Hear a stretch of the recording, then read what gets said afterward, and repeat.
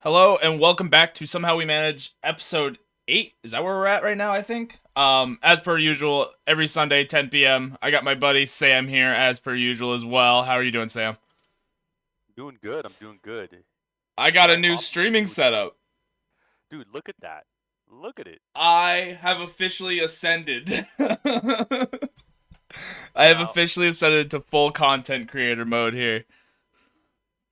shout out to your wife. Yes, huge shout out. Like we shout her out left and right on the stream, but she does amazing things every fucking day and I can't I'm lucky. I'm a lucky ass motherfucker.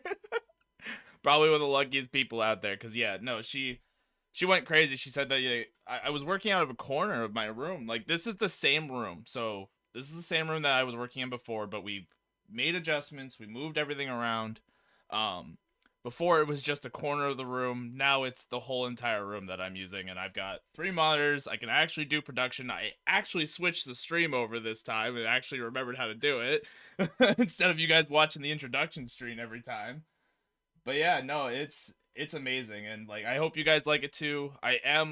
I did pick up a new camera, but I'm not gonna lie, I cheaped out. I'm gonna pick up another one that's gonna be better down the line.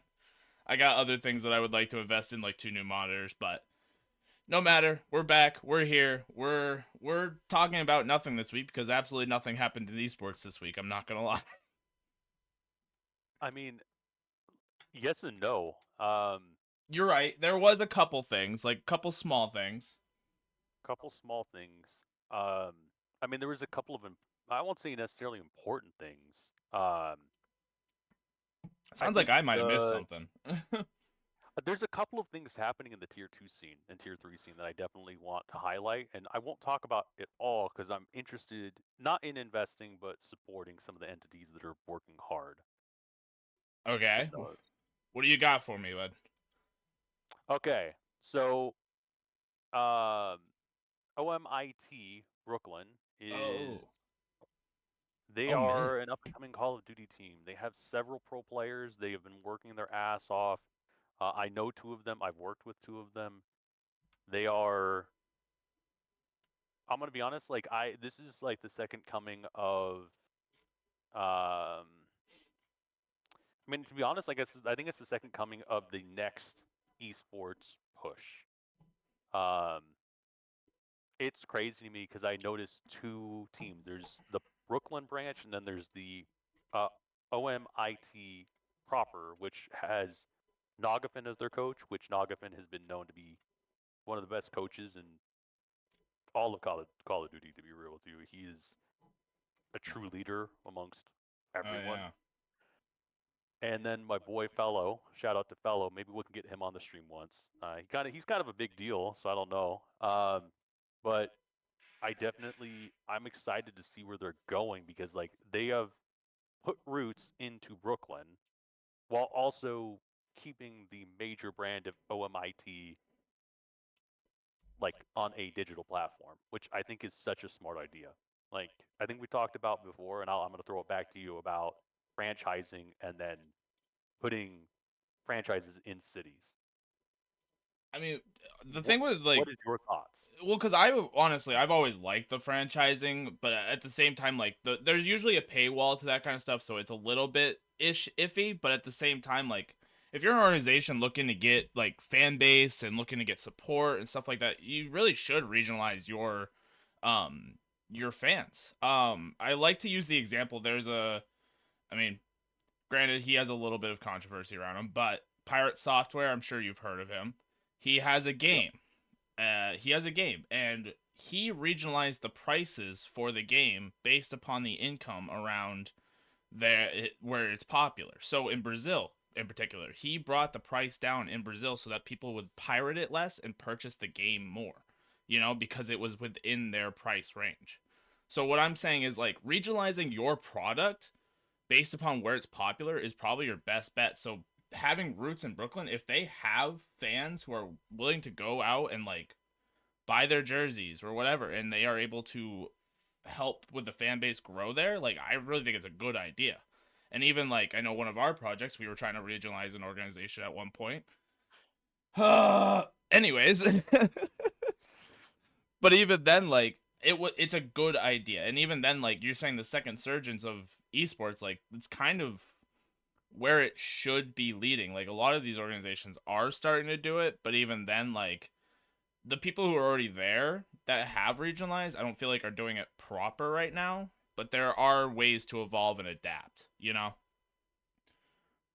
So I don't want to dive too deep into our project because I don't, to be honest, I at don't this want to give point them the in light of time. day.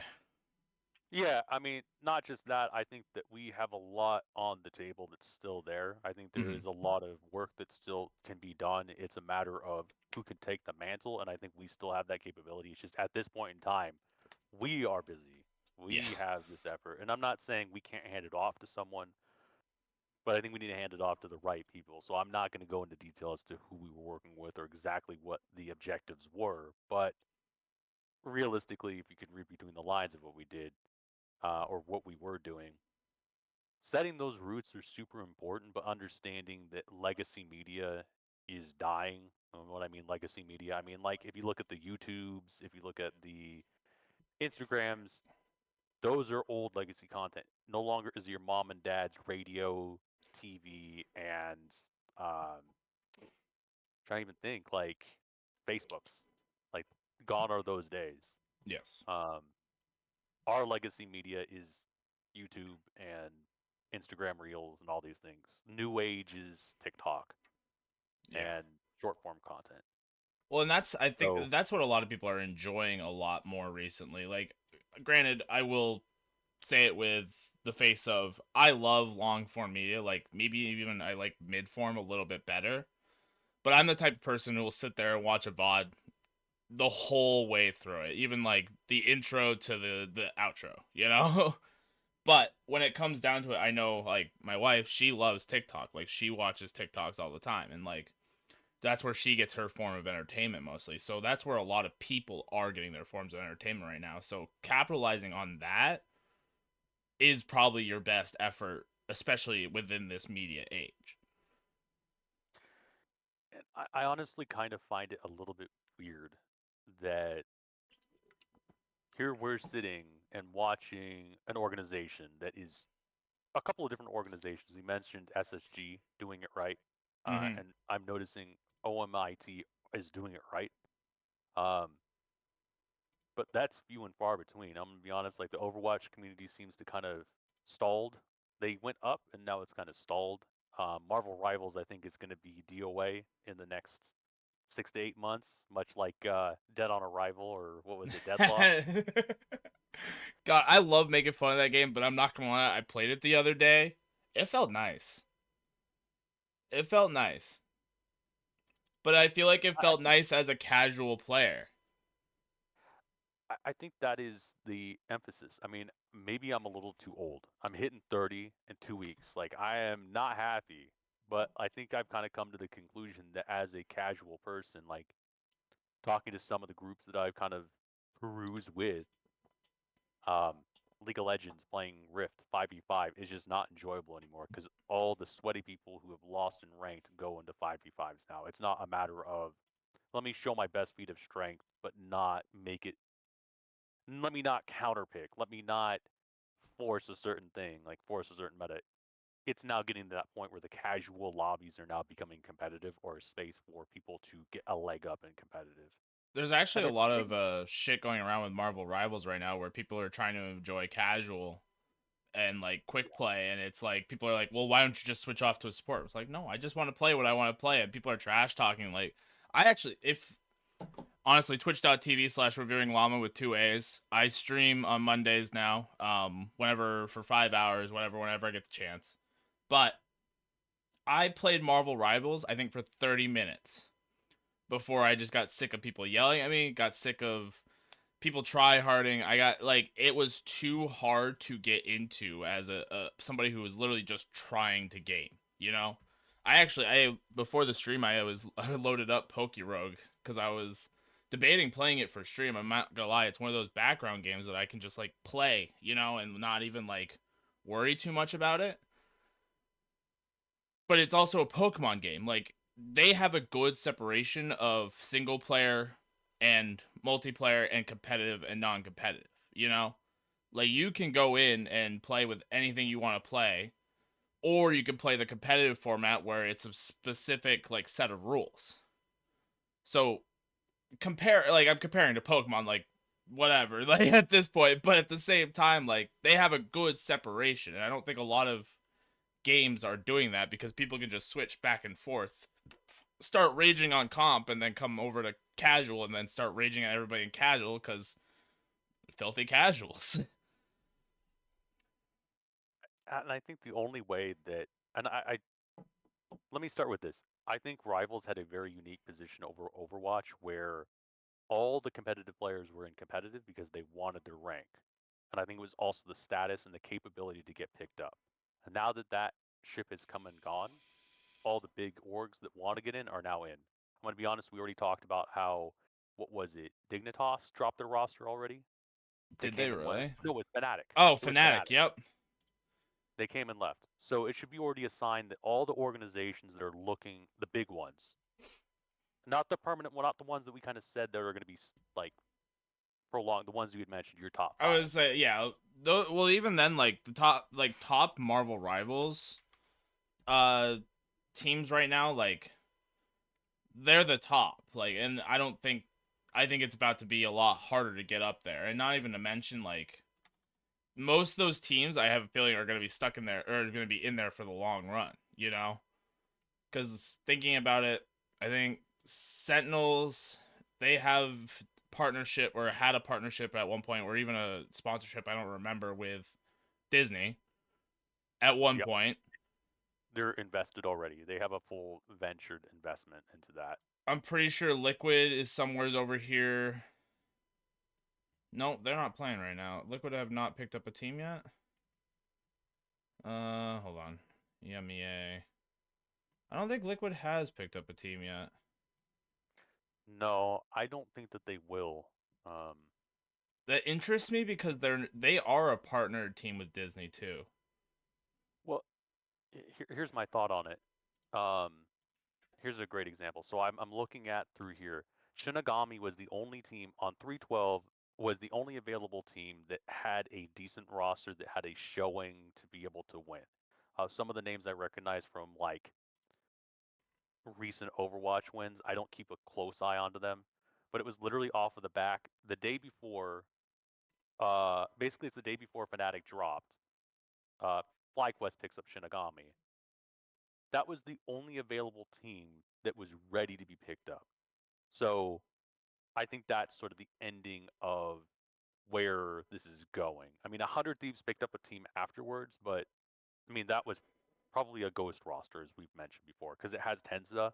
That was probably a ghost roster that's been sitting in their cabinet for a long time. And the fact Yeah. that Shinigami picked up another roster tells me it's going to be a tier 2 run for the next set of teams. So you're going to see a lot of tier 2 orgs. Solaris from Overwatch dropped a bunch of players. You're probably going to see a lot of tier 2 teams, but tier 1 teams are done. Like all the pro teams are probably settled in and they're probably not going to see anything because I'm going to be real, Liquid is very clear with their money. They don't mess with their money. Yeah. They know their bottom lines. Yeah, I mean, you also don't like. I think with Liquid is they also. I mean, they're very smart with their investments. That's what I honestly see Liquid as. They're very, very smart with what they're investing in. Like, granted, they have a Counter Strike team that Counter Strike we all know isn't doing great on the competitive side at least for North America. Because I can't really say about Europe. Europe Counter Strike has always been popular, but I mean, I'm kind of going off the rails here. Nightmare honestly has been popping up a lot on my feed too. Like these guys have been pushing. Like they still have their Overwatch team too. Oh, Nightmare? The Yeah. org, Nightmare. Yeah. Yeah. But like that's a tier like I consider Nightmare to be a tier 2 organization, you know. Yeah. I don't see them. I mean, they don't really. Yeah. Solaris, Rad. Yeah, even then like you've got 100 Thieves, Luminosity, Sentinels, Envy, FlyQuest. Those are like your staple tier 1 organizations that are going to probably stay within this scene, you know. Yeah. I'm even looking. And I think Liquid is taking the right approach because if I'm looking at their roster, and I'm going to be honest, their coaching staff, and I always praise their staff. I mean, because we all know why. I mean, you know why. I praise their staff because they know what Yes. they're doing. But they literally have Danny. He is probably one of the best, if not the best, like coach slash assistant coach slash manager slash he does everything. Like Danny, if I can get him on, like Danny is like the guy who legitimately made Overwatch professionals work in North America.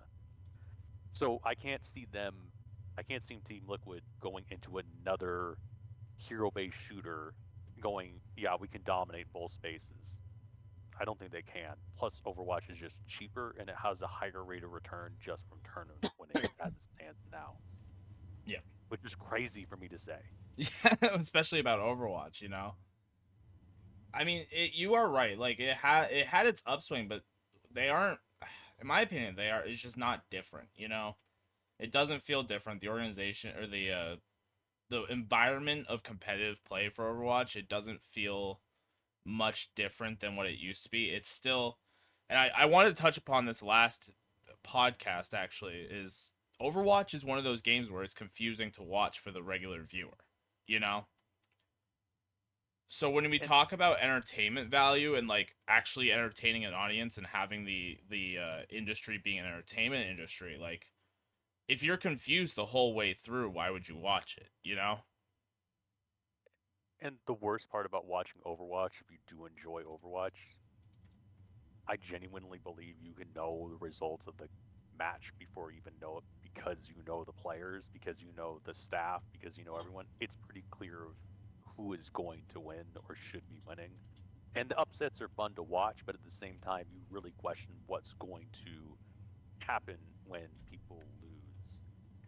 Because dropping a roster immediately is not beyond organizations in Overwatch. If you just lose, they'll just say, okay, like the investment was cool, we just can't do it anymore. Yeah. Well, and it's like that I always talk about with esports, with the turnover rate in esports. Like I remember talking about like whenever I entered a team as a manager, I wanted to see the longevity of the players. And Yeah. that was always an issue is like you lose one match and then all of a sudden the motivation to be better is gone basically. Like it could happen in an instant. And with these organizations investing money into players who very well could up and leave within the next couple months, you know, it becomes difficult. And not to mention like not calling anybody out in particular, but also the interference of organization to player can become a little bit daunting as well with coaches or managers stepping in and being like, no, you're not playing anymore. Like, that happens more often than you think. Yeah. And then that's an overall mood killer for any team, honestly, because if a team decides to, they were like, well, that was like our favorite person, like that was our favorite player, then everybody else is going to lose motivation over time. Yeah. I yeah.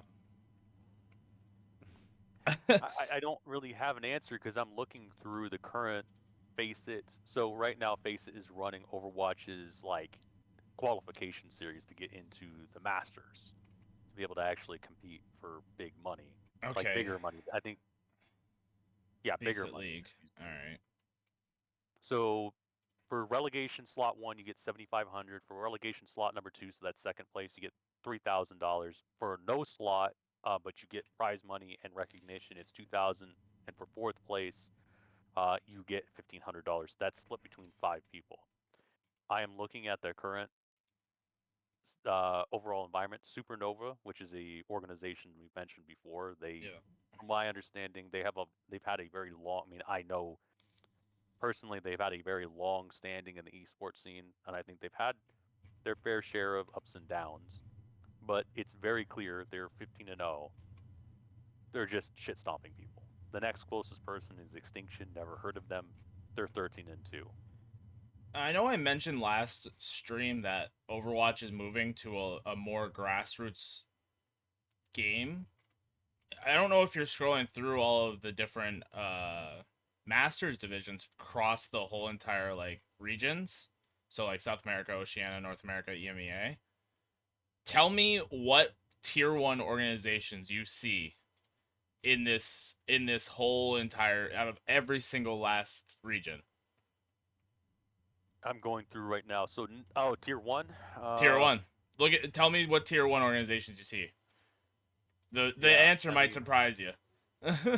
yeah, I mean, okay, I think technically Pumas is, but again, that is it's not necessarily fair because in South America, like there isn't the same presence that you have the pro teams, and then you like when I mean the pro teams, I mean legitimately, what is it? Um,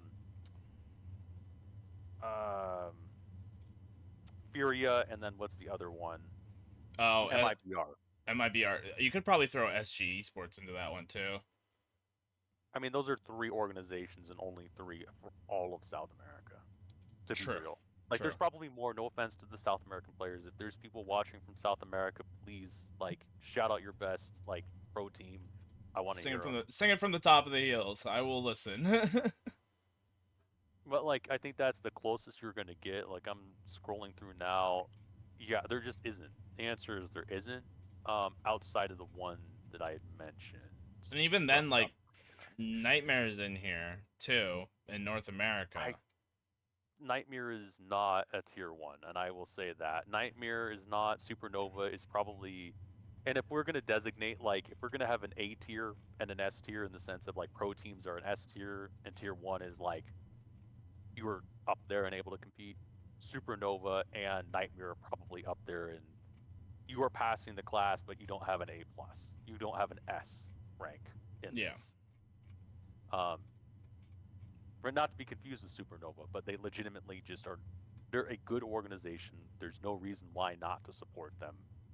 Um, I mean, Never with an mind. Tier asterisk in 2 is case there's not anything job. bad, I'll rescind my comment. But I mean, even looking at this, fucking the North America Masters Open or the Masters division. Never mind. Tier 2 is not job. Is literally the name of one of the teams in the fucking organization or in the. I know one of those players too, and I don't know them personally. I just have heard of them. And I want you to notice on Supernova, they don't have staff.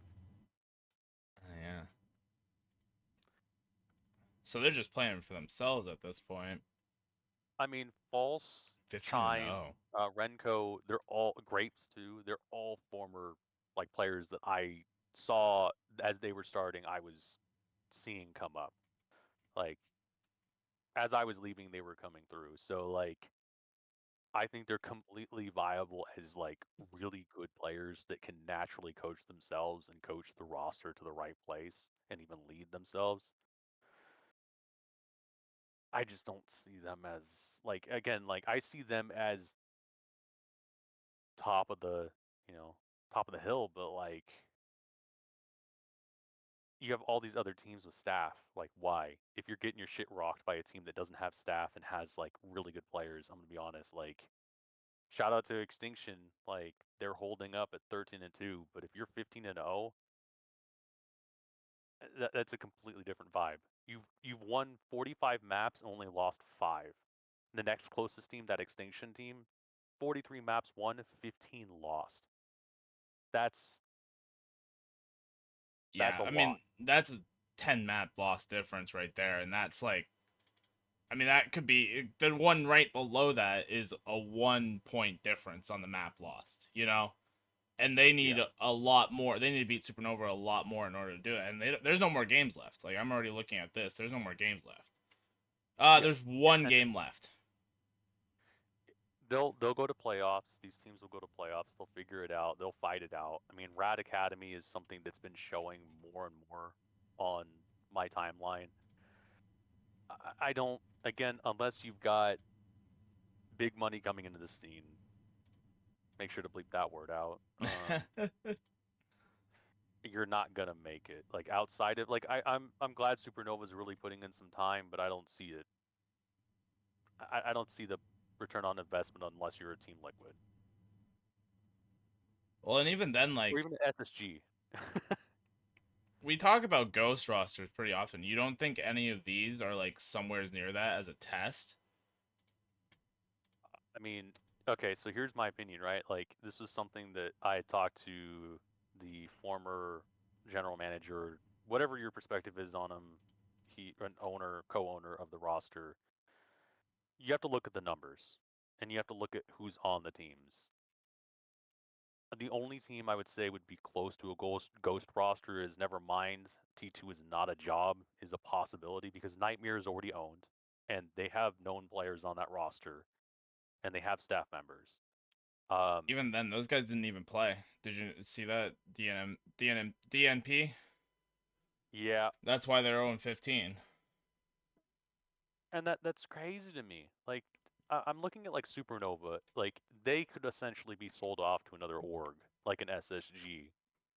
But what does SSG get in return for this? Like realistically, like they get 6 players that will show up to win to go into Master Series, and hopefully they'll compete for the $150,000 prize pot. Like all those players are able to win. I'm gonna be real. Like I know most of those players just by scouting, they could win.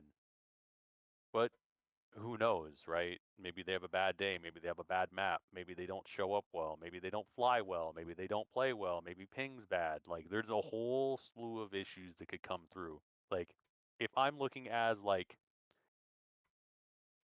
if I am Team Liquid and I'm looking at picking up roster or not Team Liquid, excuse me, they already have a roster. If I'm SSG looking to potentially getting back in, Shinigami makes no sense. Shinigami SSG is has an Overwatch team already.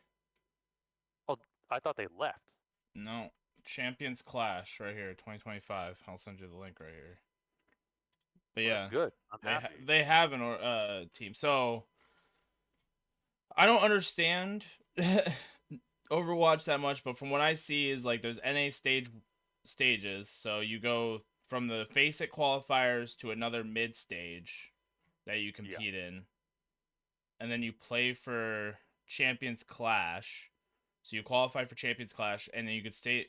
And then I think those are stage 2 qualifiers that we're looking at, Yeah. basically. And then they'll eventually get to do play-ins to get spots. I think in the lower brackets. Yep. If you scroll down, I'm pretty sure that's where they'll go compete. And the weird thing is, I see Nightmare up there. Let me see. Nightmares in. So they have 2 teams. So that has been a very contentious issue that I've mentioned multiple times with admins and developers, or admins and TOs. I don't like this. Like this is such a bad position to be in because I don't like the ambiguity of, oh, what happens if we get there?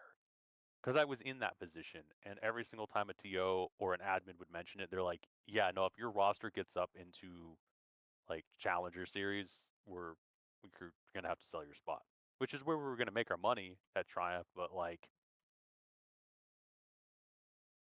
I mean, I'd want to compete. Yeah. I don't. And even Yeah, I then, don't like, see. alright. I'm officially Oh, confused. It might just be Liquipedia confusing me, but here. So, stage 1, those were open qualifiers, and then you had 2 partner teams. Nightmare won and qualified to Champions Clash, which we're waiting on China to qualify for right now. so this must Okay. be for the next rotation. So the partner teams are SSG, Team Liquid, and then the open qualifiers were Rad Esports and Nightmare, along with Shinigami Amplify. Let me see. Oh, that's Timeless. NA. Yeah, so this is NA. So And then yeah, so you what get happened a was, qualifier spot. So you get qualified for Champions Clash plus 30,000 for winning the stage 1 NA. yeah, But you also NA Stage 2 hasn't released yet, or I guess it doesn't seem like any of yeah. the Stage 2 has released It yet, will be. but Yeah, stage 2 will be this series that we were talking about previously, where we don't know who's going to go up and who's going to go down. So okay. all the NA teams will go back. So Space Station, Nightmare, Space Station, Nightmare will go back down. They'll go fight to see. Well, they're partner teams already, so like it doesn't matter. They're going to be there. But they'll all play out to see who gets to go for those open spots into North America. Yeah. And like I'm I mean, yeah. Well, and even like I'm looking And I was honestly was thinking about talking about the Esports World Cup too here. Oh yeah. Um, Team Falcons, I'm not gonna lie, has been beefing up their freaking arsenal of teams and players. I think they're going for the two-peat of winning the whole entire thing with medals. But why? I mean, They're getting their own money back, basically. it's if I'm going to be if I'm going to be canceled, might as well be canceled now. I think the Kingdom of Saudi Arabia, as it stands right now, does not position itself well amongst the Western-facing communities because of their current political stance on a lot of Yeah, and the rights close, issues. well, and I'm looking at Esports World Cup last year, right? So Yeah. Team Falcons won first place for the whole club championships, right? For 56,000 points or 5,600 points basically. Do you want to guess how close the next team was to them? They were about half at Half? 2,500 points. Half. Yeah. They were actually less than half because they had 5,600 compared to 2,500. Like, yeah, they were half plus 600 basically. And that was Team Liquid, who has a lot of teams already. And then if you go Yeah. back, I don't know if you saw this news, but did you see the club program that they released? Oh no, I have not seen this. So basically, there was club partner program for 2025.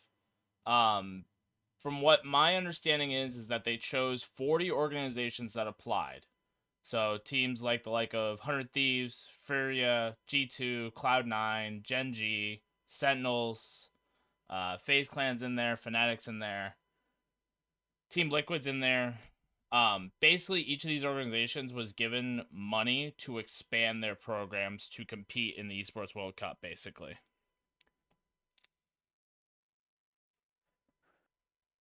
From what I understand, So it's up to $20,000, but I think I'm wrong on that number. So it sounds like it's just a ventured investment to improve the current scene to ensure that there is more competitive play for the future. But the reality is, I don't think that money is going to go to pay off for club programs. Because club programs, I mean, we've seen it with who was the soccer player that had a esports team? Oh God, I know what you're talking about. I don't remember who it was, so I'm gonna send you Um, this. But yeah, those are all the teams. It is. I would say what I will say about these teams is David that it's a Beckham. good mix. Oh, David Beckham. What is his or I forgot what his organization was. Let me see. His org is. I'm scrolling back Guild. down. David Beckham, Guild Esports, and Guild has been embroiled with issues, and I think this is a very clear sign. I mean, Wolfhampton is a pretty like I'll throw some shade towards them. I've been very clear about how Wolfhampton has been handling a lot of their partnerships with FaZe Clan. Um, I think they have similar parent investors, and they were originally supposed to, Wolfhampton was supposed to be the lower org to FaZe Clan, so they would work collectively together to be the feeder org to FaZe. And then a lower version of those orgs was called Team Nuclear. They were all partnered together to create a three-tiered system for players to get involved. Yeah, it didn't work. The answer Yeah. was Wolfhampton took all over OCE, Southeast Asia, and then proceeded into China, I believe, because I think they do have a Chinese investor through Wolfhampton. So they basically said, why would I want to work with FaZe Clan if, like, even though we have a partnered deal, like, why do we want to work with you when we can just win OCE? Yeah. So I'm looking at this and I'm wondering what the end goal outside of just sport washing what's happening in Saudi Arabia. And like, mind you, maybe they'll change. I'm gonna be real. Like, I am more than willing to be open about this. Like, maybe Saudi Arabia is going to take a more open approach to how they handle social equity issues. And I know that's a very bad word in the current political climate, but there's a lot of LGBTQIA plus members in esports. There's a lot of people that smoke marijuana, and there's a shit ton of people that take Adderall or other drugs that they are not prescribed to take, along with alcohol and performance enhancing drugs. That like it's not going to be allowed in Saudi Arabia. Like some of them I completely agree with, in the fact that you shouldn't be drinking alcohol while gaming. Like professionally, I don't think you should be taking Addy. Like I think there's a lot of stuff that needs to be controlled, but I think there's a lot of questions that go up as to what if I want to wear something that represents me. Yeah. It may not be in the face of the org, but there's plenty of players that have worn, their country's flags while playing baseball.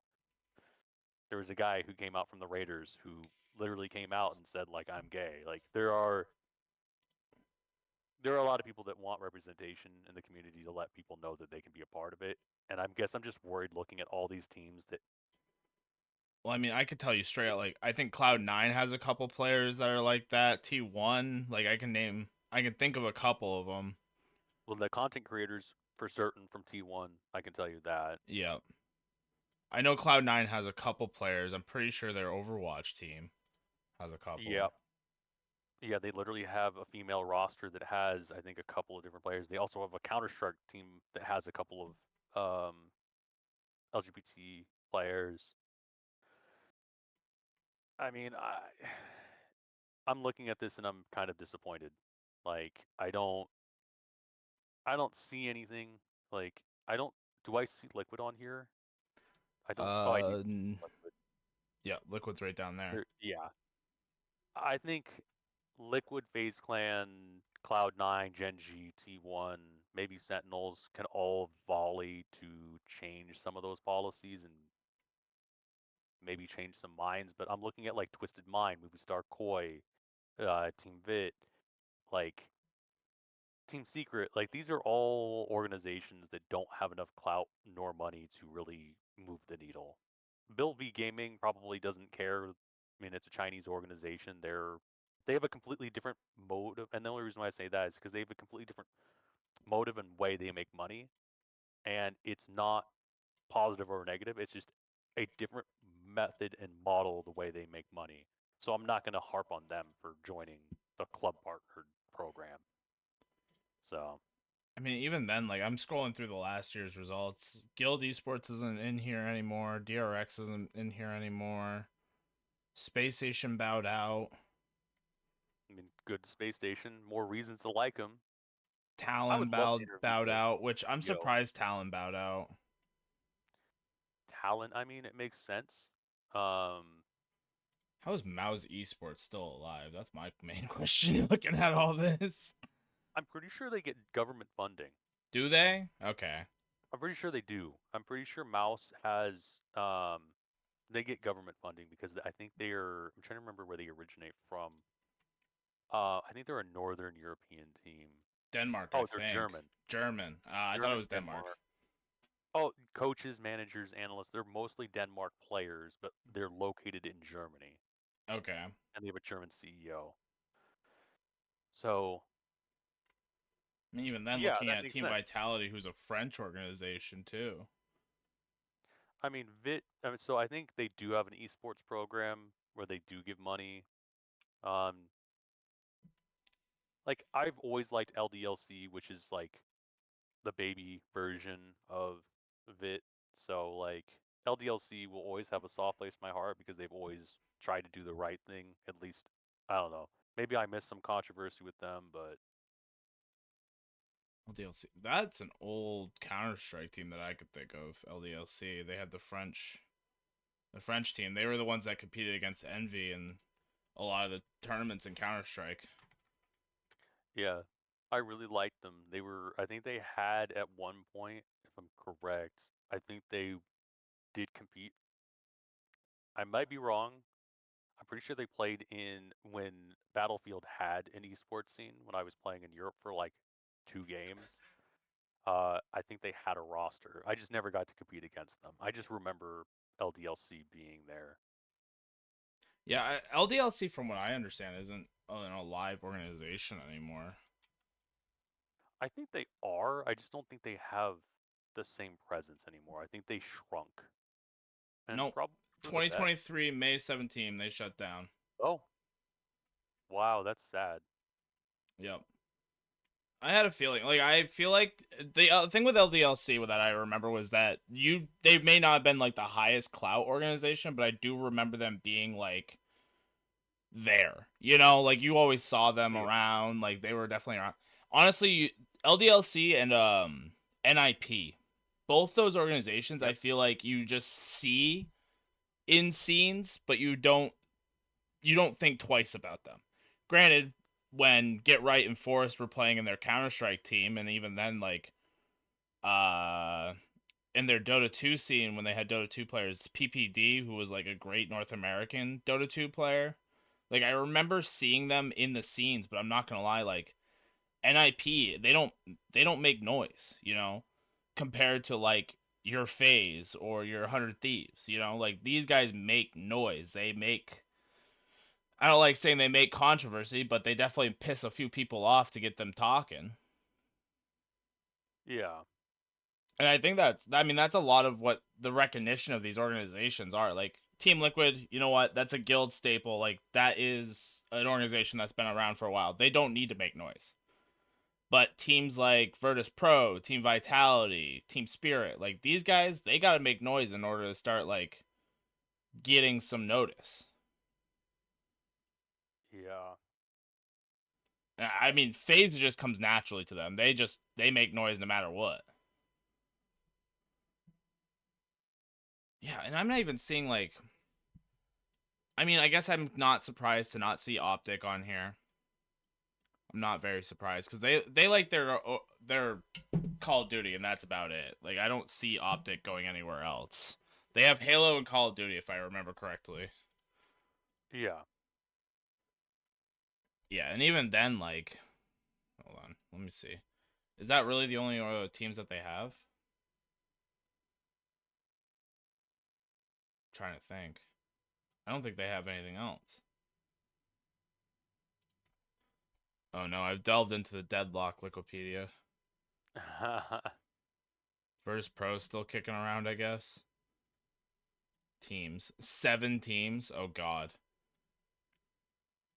Nouns Esports doesn't even exist anymore. Virtus Pro, yeah, they're still playing. And that's it. Those are the only 2 teams, and even then, one of them are dead. God. I would had high hopes for that game. I am not gonna lie, I had high hopes. Give it another year when Valve gets it out of development, maybe we'll see. But even then, like, yeah, no, I'm not surprised by this list, but at the same time, like, seeing Wolves esports in there, you know, Loud is in there. Like, I'm wondering what that's gonna do for some of these like quote unquote smaller organizations, you know? Yeah, I think they're just gonna get overshadowed. Like much like last year, there were just some teams that just didn't produce any results, so why would you pay attention to them? That's my answer. Like, Wolves. Is this the uh, Wolf? Is this Wolfhampton yeah, team? Wolverhampton, yeah, It's Wolves Wolves Esports, Esports. Wolverhampton, yeah, Okay. So they have their own organization. Okay. they do. That's what you were talking Um, about. yeah, and they used to be partnered with FaZe, and they used to be partnered. Well, FaZe used to have like a they had similar investors. I can't go into all of it because I'm not sure of all the details. Plus, I think there was an NDA signed a while back. But like at this point, I just know that Wolves had a unilateral deal or a bilateral deal with FaZe, and FaZe had their own baby roster with Team Nuclear, and they all were working together to create expansive opportunities for incoming players, which is their bullshit business way of saying we're making a club team to make sure that we are getting new players in. Even then, Wolves only team that I see that they even have. Yeah, I don't see any other teams that they support other than Valorant. Yeah, I mean, Oh, Call of Duty, I guess. Where is this? No, they don't have that anymore. Join date. Oh no, it's all China. Yeah, Wolves is like I mentioned, they're Chinese mostly, or Rainbow Southeast Six. Asia. They I have a think they were European Oceania. Rainbow Six team. Yeah, they have a European Rainbow Six team, but the rest of all their players are Chinese. Yeah. Yeah, of course they have it. So this kind of gets me into a weird mindset or a weird conversation here. Why don't more typical sports organizations invest or expand their portfolios into other things? Are you talking about like esports, or are you talking about like other investments Other generally? investments in general, like I mean, esports we all know is a little bit difficult to like get into per se, but it's more of like I don't know, why don't I see the Baltimore Ravens and the Baltimore Orioles doing a little bit more cross promotion across each other, you know? Or Um, why don't I see Lamar Jackson saying I want to pick up a team underneath the Baltimore Ravens, you know? well, I think that there's this idea, number one, when it comes to players who aren't franchise tagged into a traditional league. So any nerds out there that don't know what franchise tagging is essentially allows an organization to hold on to a player, I think for 3 to 5 years or whatever it is. What it is it's the accumulated average salary of the top three players from every single team in that specific league. I'm pretty sure that's how it works. And basically, no other team can poach that player away as long as they are franchise tagged. So it can get very expensive to franchise tag certain players because imagine you are some bodunk team like the Padres who don't win at all, and you want to franchise tag like a Tatis who is their number one player. You have to take basically every single player across the league, average that salary, and then say like, okay, Tatis, here is a 5-year deal. Hopefully you'll take it because it's not a guarantee. You don't just get to. It's not a meat market where you just get to buy the meat. They have to agree to being franchise tagged. So I think it gets extremely expensive. And imagine if like I was just watching a content creator. I mean, it doesn't matter. Why not SEO this? I was watching Bearkey play with someone a while ago. It was like I think it was one of the. It was with her nephew and then a couple of football players. Imagine 1 year you're playing for I don't know. I don't know what's your favorite team. From regular sports or esports? No, regular sports. What's your favorite I'm team? I'm a big San Francisco 49ers fan. Okay, who's your favorite player? George Kittle.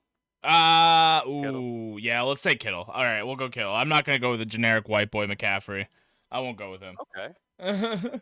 So Kittle is doing fantastic. San Francisco is awesome. Let's say San Francisco Shock still exists. Let's say the NRG still was investing a shit ton of money into everything, right? Let's say Kettle says, I want, and we're going to use the esports example. I want to invest in this. I want to create some cross promotion because I can make some movement because I'm a player, not necessarily the owner. Because not Andy Dent, excuse me, Andy, whatever his name, Andrew, whatever, the guy that owns San Francisco Andy Shock at the Warbucks. time. Yeah, big money. Big money Warbucks. Let's God, I say, gotta bleep shit out of this episode. yeah, it's crazy. But Kettle is doing well. He's really promoting it. He's like, yeah, I've invested so much money. I'm doing content with them. I'm doing all this stuff. And let's say next year let's say this year, San Francisco wins. You know, they win. They make a run. They make the Super Bowl. Fantastic.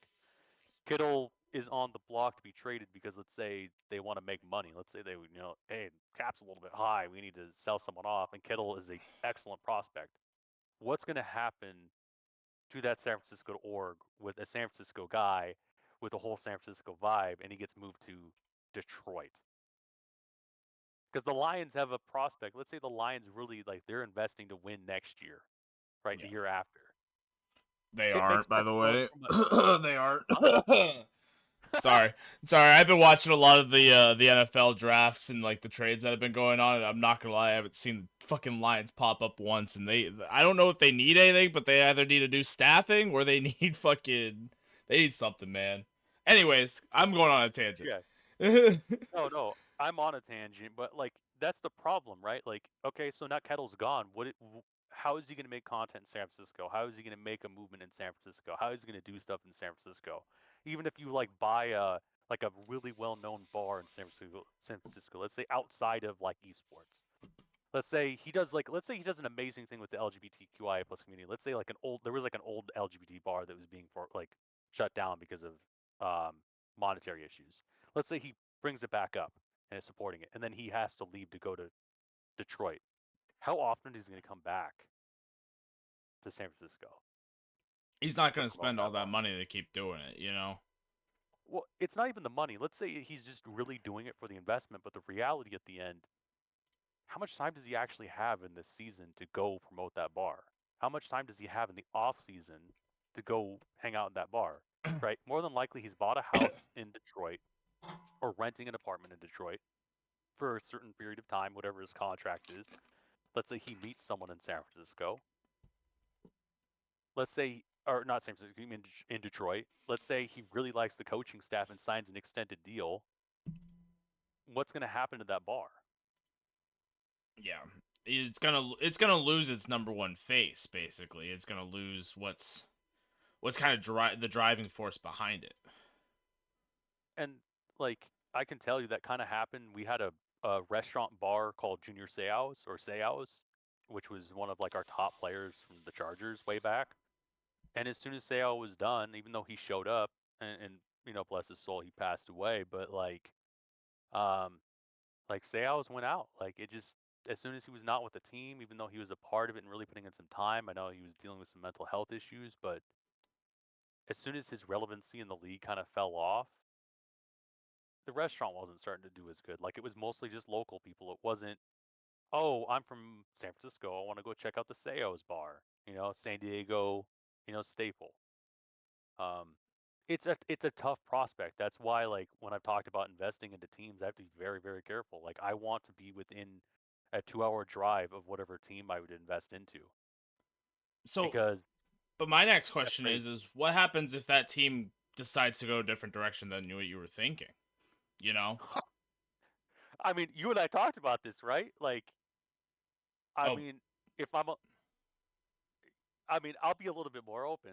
One of the teams I was considering picking up or investing into, like they lost their main investor. They're still actively trying to figure out what to do to get into the Challenger Series for League of Legends. yeah. We have our core pillars. I'll say it's ours because you've been improving it like crazy. You've been giving me ideas. Like if they fall off on any of those four pillars, it's not beyond me in the way I would handle my contract going like I have rights to go to the team house. I have rights to figure out what I need to do reacquire the brand or acquire the brand fully or basically garnish the wages of the players. And that sounds really shitty, but I how do I recoup my money? How do I Yeah. do these things? And that's why like behind the scenes talk, like if we're bringing up behind the scenes talk, like I would essentially bring in someone like you, if not directly you, to be my point of contact because I would have a hands-off approach.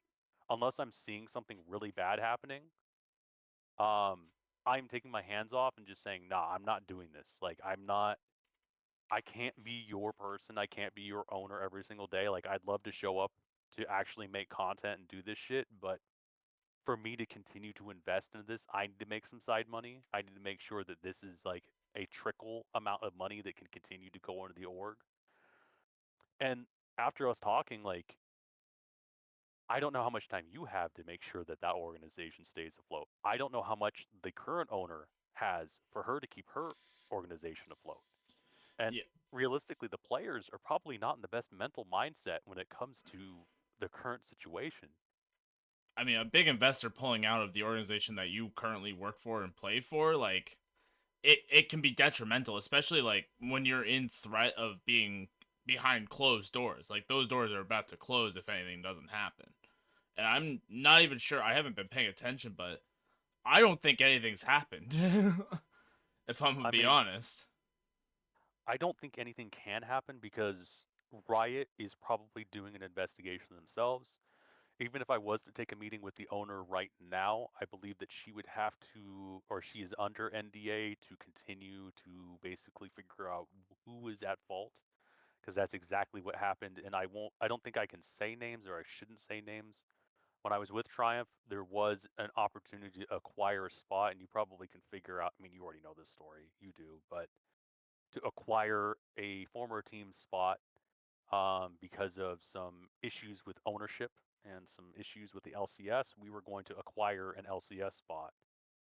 Um, I had investors lined up, we had everything lined up, but because of NDAs and because the way Riot wanted to handle things, and they wanted to do an auctionary system or an auction system to sell the spot to pay off any legal or any issues, and there wouldn't be like favoritism being played. That spot skyrocketed in price. It went, I'm not sure exactly the money, but I was estimating on our decks, it went from possibly 5 million to reacquire the spot to almost quadruple that cost. So Uh, yeah, looking imagine our investors looking at that. looking at said organization, March 1st was their effective immediately. It's March 23rd right now. So I bet there's an investigation. If I'm giving them benefit of the doubt, which I'm probably more leaning on the side to do, I would assume as it stands now, um, yeah, I'm Investigation taking a for look. what though? Like just all of a sudden losing everything and now they're about to lose the spot? Yeah, so here's the investigation. Essentially what it would turn into, right, is because okay, well we can say the organization this way because and then people can work back if they want to. Cincinnati Fear sold their spot to Pulse. Got Pulse it. acquired that spot, but we don't know how Pulse acquired that spot because let's be honest, if I'm doing the math, if I'm going to be a real asshole, the current owner is a psychiatric nurse, so I don't know how much income that is. The players are probably mostly part-timers, if not like using their current position as creators slash players to become content creators to make their money. They acquired the spot. They didn't earn the spot through Cincinnati's Fear selling it to them. When that happens, it's assumed, if I'm going to say it this way, I'm going to say disclaimer, I'm assuming things. Um, don't sue me. They probably already had their investor lined up to acquire that spot via that funding. With that investor pulling out using this timeline, Oh, they, Cincinnati Fear probably is in questioning of how that money is now going to get paid to. got it. Yeah, no, that seemed. I mean, that's a scary position to be in, especially if you owe people money in the end of it all, too. And not to Well, mention, they probably owe others money, and not to mention, like, staff and players, too. yeah, and that's why I'm giving them them being Pulse benefit of the doubt because I don't think they did anything particularly wrong. I think it was the investor that didn't. I'm hoping. Okay, this is the hope. I'm hoping the investor paid the certain amount of money to acquire the spot for Pulse. Now that Cincinnati Fear is paid off, the spot is now in question of who is the technical owner at this point in time. Because that would be a better situation than number one, Fear not getting the money. Number two, Polestar not knowing whether or Pulse, formerly are they Pulse or Polestar? Oh, they're Polestar. Um, whether or not they are currently the owner of the spot or the owner is currently the spot owner of the spot. On top of the fact that if the owner didn't pay the full amount to Cincinnati Fear, who technically is owing the bill, who technically owns the spot, and more than likely, if there is a contract with Cincinnati Fear and they did not acquire the full funding or the full purchase amount or the purchase money sent to their account, they probably are they have the rights to reacquire the spot. Now the problem is if they do reacquire the spot, more than likely they still have to pay an amount to reacquire that spot back from Pulse because of money. I don't know how it's all going to work. That's why I was interested in everything. But if I'm looking at the phrasing, unfortunately, as a result of the sudden loss in an investor, we will be nullifying our current agreement with all of our staff and players to allow them to choose their next steps. So I'm assuming they did acquire the spot. The current owner, the investor, did buy the spot, but it wasn't Polestar buying the spot. So whoever is the current owner or whoever bought it from Cincinnati is currently the owner of said spot. And that's probably what Riot is looking into to figure out what's going on. And that's why it's a little precarious, for putting all the math together. My Oregon question I was looking to invest into: who owns the spot? Is Riot doing an investigation? And if they're doing an investigation, is it going to go to a bidding war? And if it's a bidding war, does that mean that Pulse is allowed to acquire that, or is allowed to bid? Because last time Echo Fox was not allowed to bid on the spot, and I'm pretty sure that was an open secret to reacquire their spot. Even then, like, I'm looking at LCA, whatever, the North American Challengers League now. But tier two, tier two, what do you get for even winning? You get $16,000, but do you even move up? Doesn't seem like it. So you do. I think it's 100 Thieves is leaving this year. So after this season, 100 Thieves is leaving. So whoever wins this season, I think it was an open secret, is going to be moving up. With the assumption, and this is a weird assumption, mind you, this is why I was looking to invest into a top tier team, yet to be unnamed, but you could put the puzzle pieces together. If let's say an Envy was looking to get into League of Legends, they would partner with a team that has already won a spot. They just need the funding to acquire the spot. Well, then Pulse would turn into Envy. So what about, and like, I'm not going to get too much in detail, but what about Supernova? I mean, Supernova could, I'm pretty sure they're in it, right? They're Yeah, currently they're in it. So they're in the tier 2 split 1, right? And then there's Can you split send me the link right now? 1 promotion. Okay, wait. This is the split 1 promotion tournament. This is, so there's 2 tournaments, it looks like. This is the split 1, and then there's a tier 1 or NA promotion tournament. It looks like Disguise is already there, and they have a guest slot, so they got a free like slot into it, basically. Yeah. Which I don't understand that at all. Why have that? First So of all, split 1, split 2, and split 3, they are separated by so split basically is a designation per season. So there's blocks that go on. So it even says the effective start date is 3/26 to the effective end date, which is 6/06.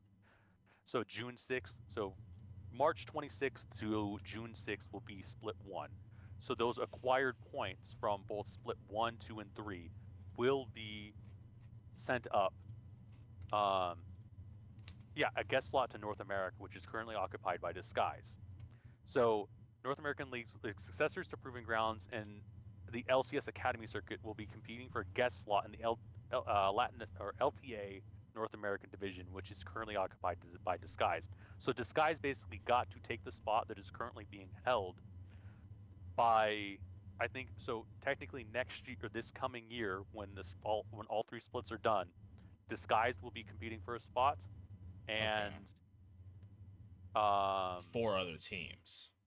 Yeah, so Disguise will be essentially recompeting for their spot next year for Challenger League, or excuse me, not for LCS, for the LTA North American Division. Gotta have to figure that out eventually. They will get to keep their spot while 100 Thieves will both teams get to keep their slots this coming season for the Pro League. At the end of Pro League circuit, Disguise will have to fight 2 teams from the Challenger League series to hold their spot or basically lose their spot. So split one already happened for LTA though, right? 100 So Thieves LTA won. should be happening.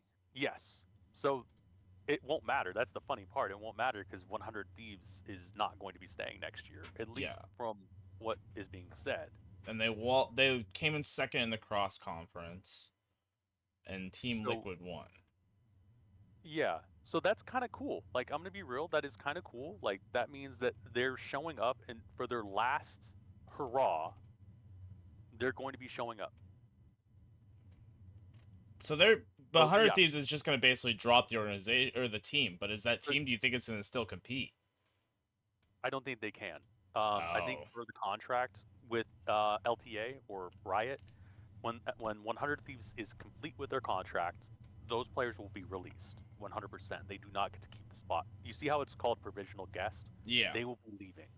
And disguised will also be challenged. So essentially what you could have is you could have so much fight. So if I'm looking at the Challenger League, you could have a Luminosity and Polestar reacquire spots by knocking out Disguised and then acquiring 100 Thieves' current provisional guest slot. So both these teams could basically make it back up. Did They you can notice make Blue Otter, grow. by the way? Blue Otter. They're affiliated with Good. Team Liquid. I didn't even know. I don't know how that. Oh, that makes sense. That's cool. I think that's really fucking cool. Yeah, I I didn't think we even need notice that that. shit. So this must be their academy team or something of the sorts. I mean, that's cool because they're literally competing against. I mean, Dark Zeros is in this. That's crazy. So Dark Zero, Zeros. Dark Zero, Supernova, Luminosity, Polestar, and Blue Otter. Like those are some solid, like fun teams to watch. Like Even no then, offense like to you still Endeavor got One. Near Airport where Double Lift is still playing in LCS. I forgot about that. Yeah, Biofrost, Belter. I'm not even gonna say that name because I'm afraid it's gonna be a slur. You got TF Blade. I mean, there's some Darkwings is actually an old name. I think Darkwings used to be a professional player. No, he wasn't a professional player, but he's like a known tier 2 player. Yeah, like this is going to be a fun season for challengers. That's why I was so interested in investing. Like, could you imagine a team that you're investing into acquires what used to be an LCS spot by just beating the shit out of other teams that are nationally known? But if I were to take a wild ass guess, I'm pretty sure I know which teams are gonna get their spots. So I think Dark Zeros and Luminosity are gonna acquire the spot. Supernova is gonna take a solid third place, and then Pulse is gonna take like a fifth or sixth place, while Near Airport will probably hold like a solid mid range because they just don't care. I'm gonna be honest. Like if I'm Double Lift and Biofrost, I've had my time in the limelight. Why would I want to go to the main stage at this point? That's too much work.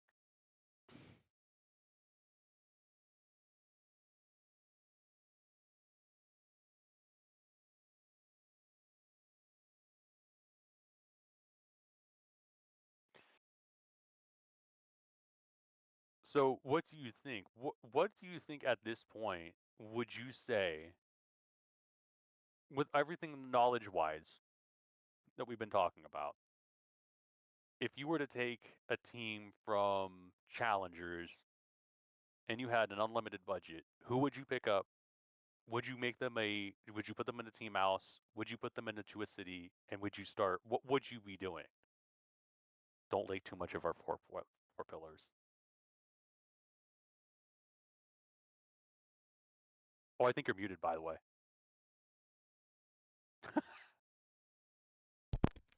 My mic isn't There you close are. enough. I had to. I'm still notice new room. I'm still working on some audio issues. I'm still working out some kinks. Oh, All you're right. good. I got it on a single monitor, so I didn't see it until I noticed it. No, you're I'll good. tap back in. It would be Near Airport. I mean, just on the sheer fact that, I mean, no, because I wouldn't. It would be difficult choice, honestly. Because I say near report just solely on the fact that one, it's Doublelift and Biofrost. You know, two well-known names within the North American League of Legends community. But at the same time, they don't give a shit. You know, like quote unquote, like take it with a grain of salt. They might give a shit. They might fucking try to qualify and whatnot. But at the same time, like they're just doing content and playing in it because they're good players. I'm genuinely looking at this list. It would either be Blue Water or Pulse, I think. Just because I know I have done a little bit of research on Blue Water. They do some content, you know. And they're not a bad team. But Pulse actually puts out content. But the issue with Pulse is that I feel like there's a little bit behind that you don't 100% know, you know? So it would be between those two teams. Or, and here's the other thing is Dark Zero and Winthrop are both collegiate teams. Dark Zeros is too? They partnered with Maryville University to use their collegiate League of Legends team. And honestly, I'm not gonna lie, Winthrop, as much as I'm confused by them, they do really well in Valorant. Winthrop has earned their wings, for lack of a better term. Yes. You know, I don't think in a million years, and no offense to Clerky, I don't think Maryville has earned anything. I think they basically got a lot of funding from a lot of esports teams to be able to do what they want to do. Yeah. No, I won't disagree with that. Like, I mean, Maryville. I'm trying to think, what state is Maryville in? Forgive my poor geography.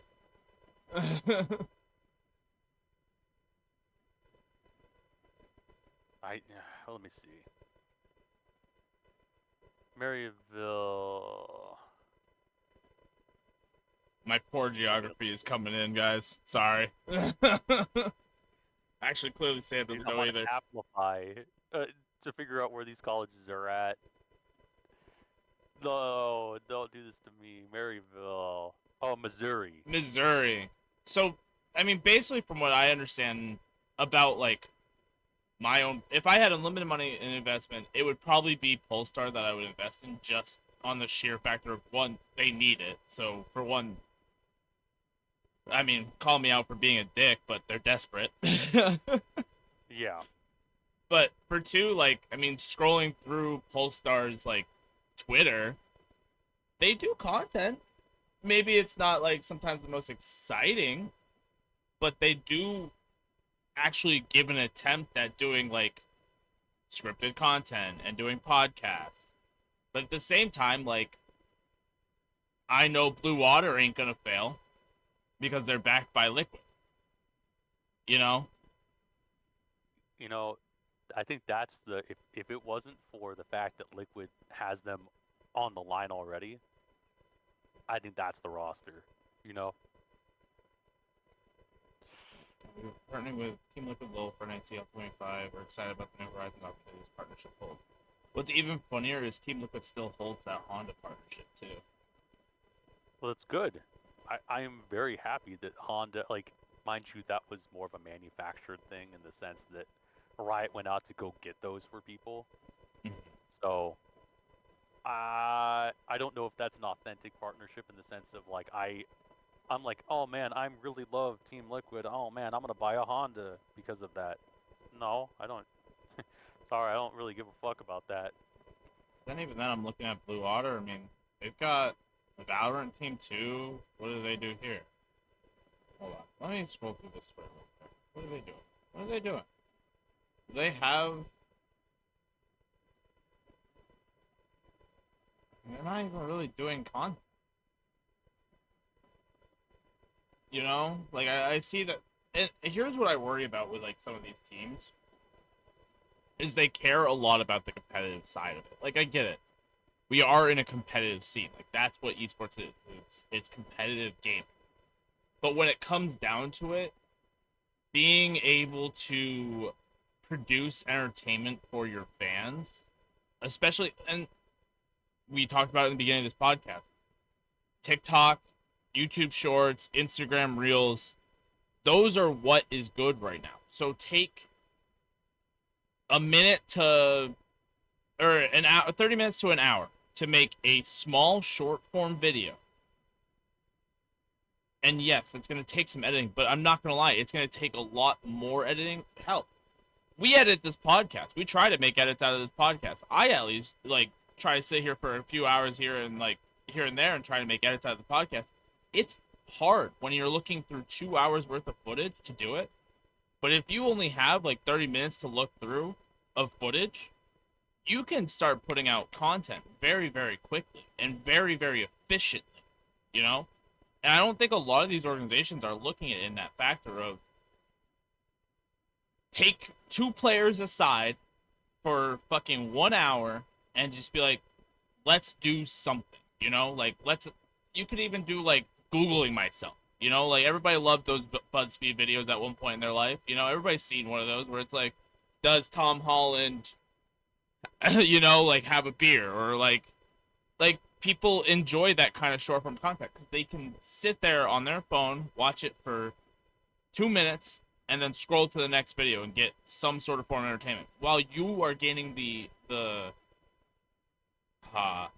you're getting the benefits of a short form content video. You're getting full benefits because I'm not gonna lie, could look at it. I mean, hold on, I'll literally pull up our YouTube stats right now. Hold on. I'm gonna get the full plug in here at SWM Podcast on YouTube. If we go into here, like I can literally go into my creator dashboard. Oh god, why have I forgotten how to work YouTube? But you could see like who has watched the full video, how much of the video has been watched, you know. Average view duration. So, I mean, this is going to make me a little bit sad looking at this, but 10% of the people who watched our last episode have viewed the whole episode. That's actually really good metrics, by the way. It's really good metrics. Like, I'm not going to deny 10% of really all viewers have watched the full video. But if I look at the beginning here, 33% watched the first 2 minutes. And then it immediately drops down to 14% after 8 minutes. Yeah. And that's what I'm saying is like audience retention has gone down significantly. So if you take 30 minutes as an esports organization to just sit there and be like, we're going to record for 30 minutes. Whatever you want to say, get it out. We're going to follow this script. We're going to follow like this kind of guideline of what the video is supposed to be. Edit it down to a 2-minute video to 1-minute video, you're going to get a lot more viewer retention. And that's huge in TikTok and YouTube Reels standard because that's a full video watch. That's monetization on your side. That's viewership on your side. That's subscribers on your side. Like, that's how you genuinely create a interesting and, I mean, I guess interesting is the way I'm going to leave it, environment for your viewer.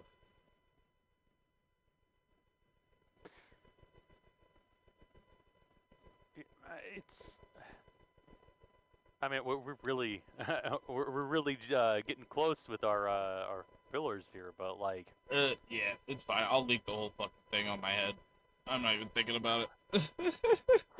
Well, I mean, I think because we're so passionate, like we know what goes into it, and I think the reality is like I look at all these teams. And some of them are just doing such a great job. Yes. The Hoodie Award, 100 Thieves, hands down, they do merchandise like no one else. Like, no, they have high quality product. I mean, even I'll throw like you could throw 100 Thieves in there. I'll throw Sentinels right behind it.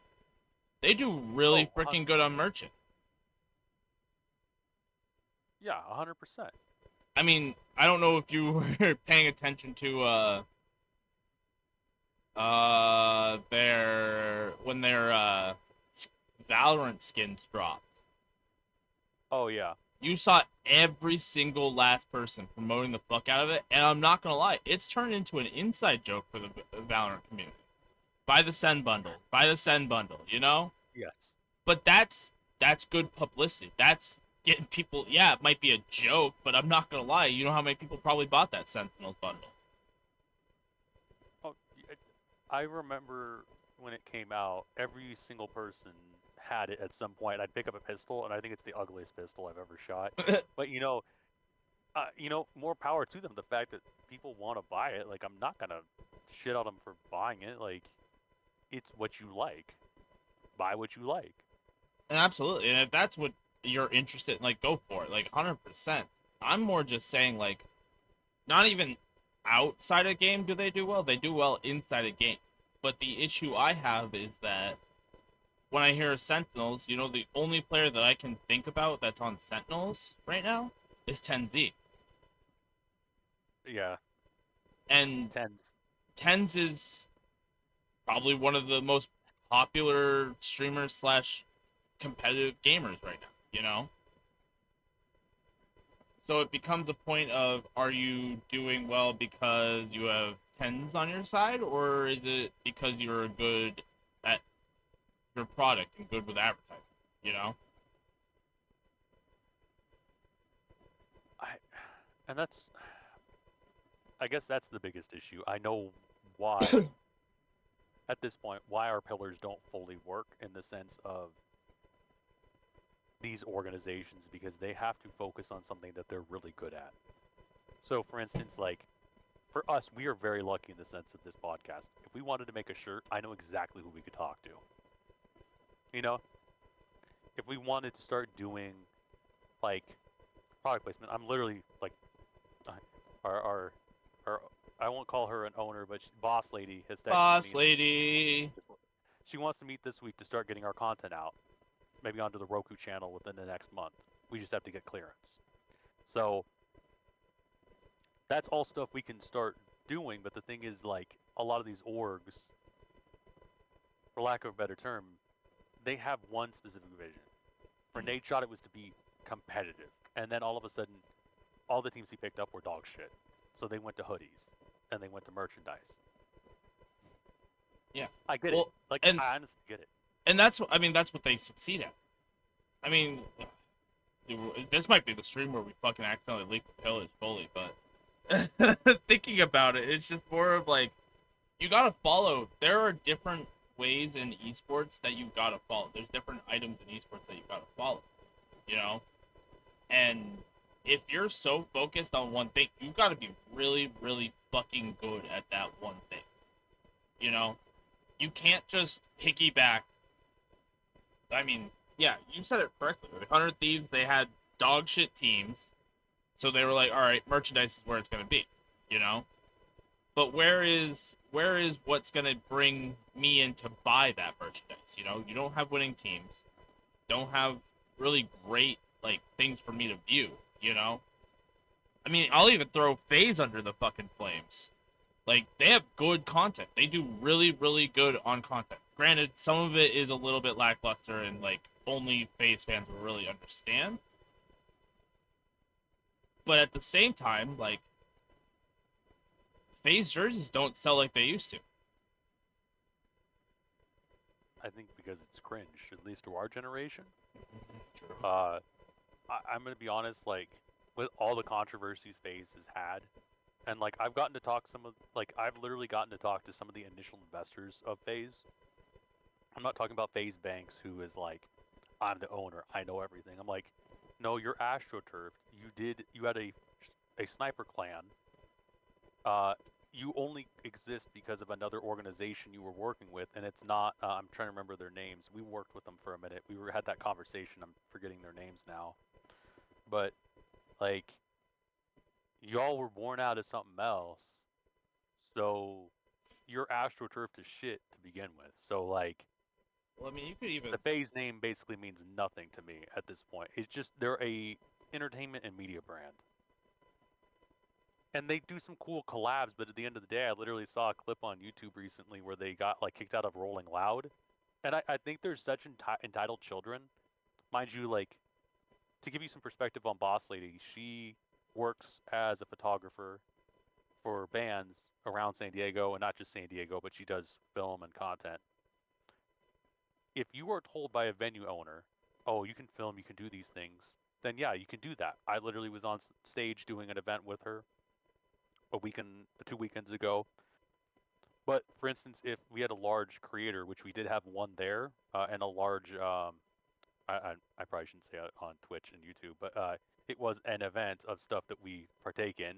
We'll put a label later about what George and I partake in. But um, if a big creator or um, farmer was there and they asked for us to not be on stage, guess what? We're not going to be on stage. Like, and and that's that's the problem with FaZe. yeah. Like, they had this whole thing with Rolling Loud. They're like, dude, we're allowed to be here. Promoters said we could. Well, that doesn't mean anything when literally the pop star has your viewership times 10 plus followers times 10. Like, you are nothing compared to these bigger people because they're media conglomerates. You are not. You gave up that because you didn't want to be Hollywooded anymore. You didn't want to have big investors manipulating your stock, manipulating the way you have ownership.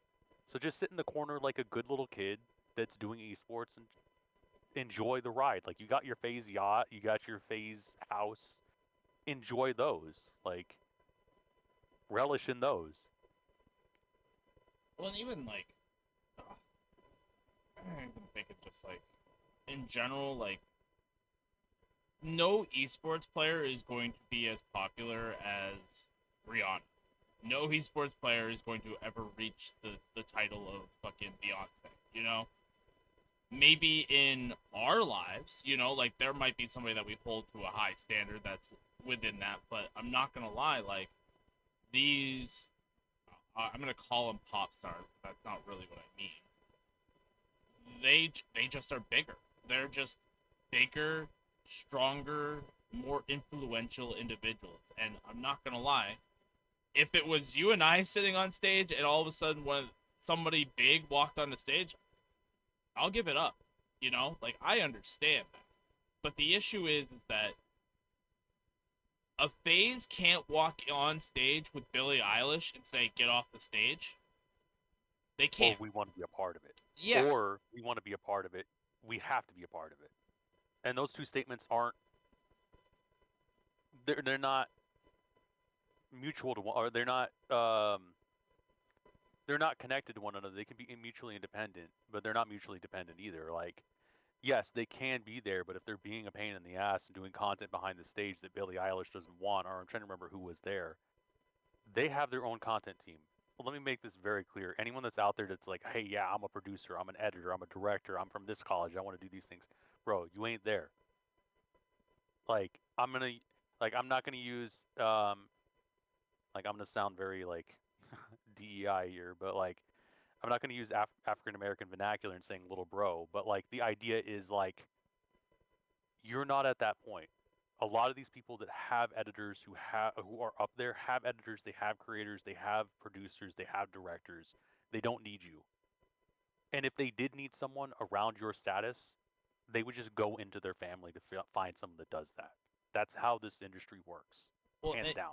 and not to mention, I mean, you could like it's like comparing apples to oranges too. You've got the celebrity industry, you know, where you've got like Will Smiths, you've got like people who are household names that you see every day on television, and then you've got esports players who, yeah, they've got a big follower and they got a big conglomerate. But I'm not gonna lie, if fucking whoever is doing up there doing a fucking comedy bit or doing up a show, they're not gonna call up an esports player. They're not.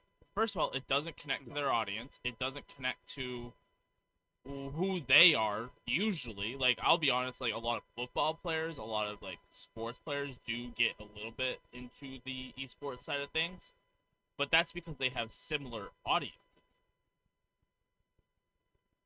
So But I'll even compared, give, oh, go oh ahead. sorry, I was but compared to like somebody who's a pop star or even a national celebrity, or I don't even say an international celebrity, they're gonna call upon another international celebrity. Oh fuck, hold on. Uh, I'm 90% sure it was Katy Perry. Hold on, yeah, her Lifetimes tour. She didn't call up upon some random blow. She got Rebecca Black and fucking somebody else on stage with her. You know? Yeah, Rebecca Black, and there was somebody else. I don't remember who else it was. But, like, she literally is. They're going to call upon their server. I mean, so I literally went out this weekend. So let me say about so when Doctor Disrespect got into his whole controversy, the first big one or the most recent one. He lives in, I think, Poway. It's literally about an hour's away from me. He comes into my neck of the neighborhood a lot. I saw him at a Costco and no one was talking to him. This was at the peak of his controversy. I literally recognized him and I looked at him and other kids recognized him sort of, but no one walked up to him. No autographs, no pictures, no one had their phone out taking a picture of him, but people recognized him. They're not walking up and doing shit.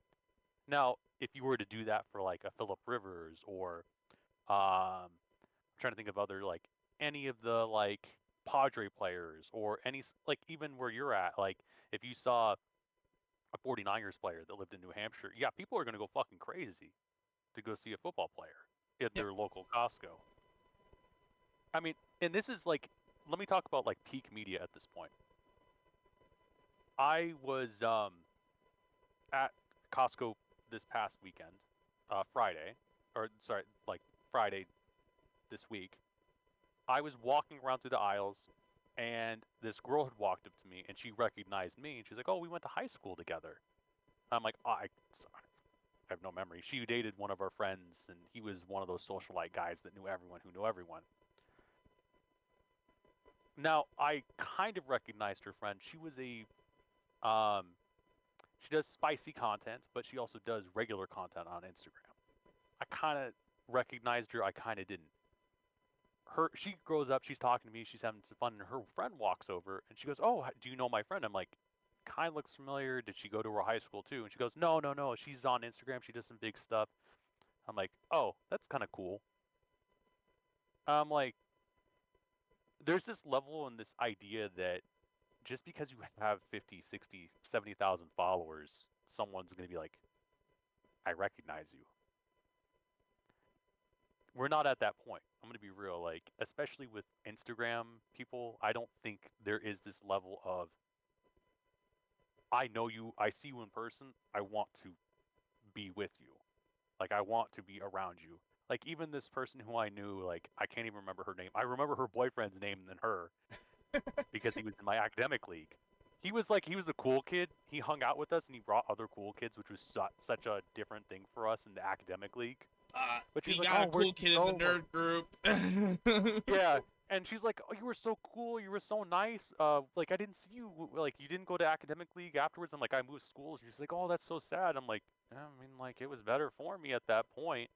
And like all this time, like I kind of recognized her friend, but at the same time, it's one of those things where it's like, it doesn't necessarily matter.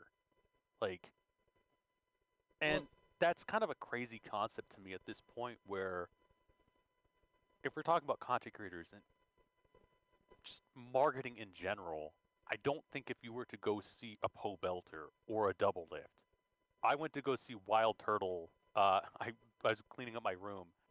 I'm changing. Maybe my background will change like yours. We'll see. Um, I can't reach your status. Your wife's too good. I would say she's way too Um, good, dude. I can't. I don't even know how it ended up like this. All of a sudden, I woke up one day. She's like, "We're doing this." I was like, "Okay." I follow your lead. but yeah, no, like it just it's those things that I kind of go and I'm like, I found my little thing to go see FlyQuest and talk to FlyQuest about selling some sponsorships to them or partnerships to them. And I got to meet Wild Turtle, and I didn't even recognize Wild Turtle. Like he was one of the best ADCs for FlyQuest. It genuinely kind of, I sit back and I think we're not at a point now, or will not probably be at a point where we can compete with legacy media, and I keep on using that term. I Because mean, you're we'll always right be a on that little bit term, behind. though. You're right on the term, though. Like, it's media. What? I mean, TV has been around for what? Almost 40 years now? 50 years at this point? I might be over exaggerating it, but television Probably media has been closer to around 60. Probably closer to closer to 60. 60. Yeah. Yeah. the 40s is when it kind of popped off. That's what everybody grew up on. I mean, I remember waking up watching Saturday morning cartoons. Like that was my childhood. And I remember it switching over to like, oh boy, I don't want to say reality TV, but it was like something weird. I want to say like a cops. You know, I was watching a show today, and I would say I just started watching or I actually just finished watching My Name Is Earl. I don't know if you've ever seen that. Oh yeah, that's such a good series. Really good series. Like I was laughing my ass off the whole entire show. But that's what I'm saying is like I saw so many recognizable faces in that show that I can go to another show and be like, that's very similar to that one and see those faces again. And I will know instantly. Like the episode that I just watched, it had the principal from New Girl. I don't know if you've ever seen that show. Oh really? Yeah. One of the New episodes Girl, I like that. That's my wife's favorite show, right? by the way. Emily Deschanel, not Emily. Which one? Zoe or Emily? It's the sisters. Sisters? I didn't even know. Zoe. New Girl. Zoe, yeah, Zoe Deschanel. The other one's Bones. Bones. Yeah. Emily Deschanel is Bones. And that's what I'm saying though, is like those are recognizable faces that I can recognize across all media that I can see. If it comes to social media, if I saw their face, I more than likely will recognize them. I may not be able to put a name to them, but I will say, hey, that's the actor from Bones, or that's the actor from New Girl. Like, and I mean, even then, like, I could even say Lamar Jackson. Like, I'll bring him up again. He just debuted in a show, his first ever acting career. He just debuted in a show. And, like, I'm sure if I watched that show, I could be like, hey, that's fucking Lamar Jackson on my screen right now. But comparatively, these esports players, like, they're not going to get the same recognition as these other superstars. You know? And that's what they are. They're just superstars. They are nationally recognized. Like, I could probably go halfway across the world, and they would still be recognized. Compared to, like, Shroud. Like, Shroud is probably one of the bigger names in esports. Like, this might be biased on my side. I really like Shroud. Like, one of my favorite players of all time. But I can guarantee that only a handful of people recognize that name. Well, I'll go one further to that. Are you ready? Because people are obsessed with celebrities. I got into a Valorant match, and I didn't know who this person was, and I was clowning around with two other friends, and she had another friend, so it was we had 5 that were all talking, and I was just being my goofy self, being more goofy. And mind you, when I'm relaxed, my voice gets a little bit deeper, and I get that Valorant e-boy accent when I'm actually relaxed. Fucking corpse husband ass over here. Yeah, when it hits, especially with the gummies, we'll have a late night gummy sesh. We'll do after dark at one point, and she was like clowning, and I was clowning back. I didn't realize it was Bonanz, and I added her after, not knowing who she was. That's hilarious, actually. And I hopped into her stream, and I swear to God, I wish I had saved the VOD. But she's like, everyone's typing in the chat. They're like, dude, it's Discount Corpse Husband. It's Kmart Corpse Husband. Like they were clowning me, and they're like, that you should ask if he's brothers or something like that. I'm like, what the like? I'm looking at the chat, and I'm just like, I'm kind of astounded. So when I added her before I joined the chat because I didn't know who she was, and I kind of recognized the name. And one of my friends was like, "Yo, check her channel out. I think I know who she is," and it was Shroud's like girlfriend. I don't know if they're together anymore, but yeah, they are.